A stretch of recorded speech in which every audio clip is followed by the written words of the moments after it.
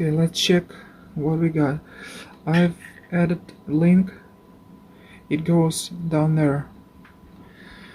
DTC was C10F129, but now after repair we can just delete it. So great, ECU is completely repaired now. That's how it was. Also, I've replaced the sockets. So let's see, do we got it or not? Oh, so easily.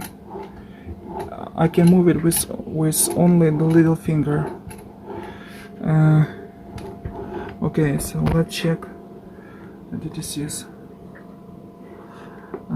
Everything is fine, so I've completely repaired this ECU,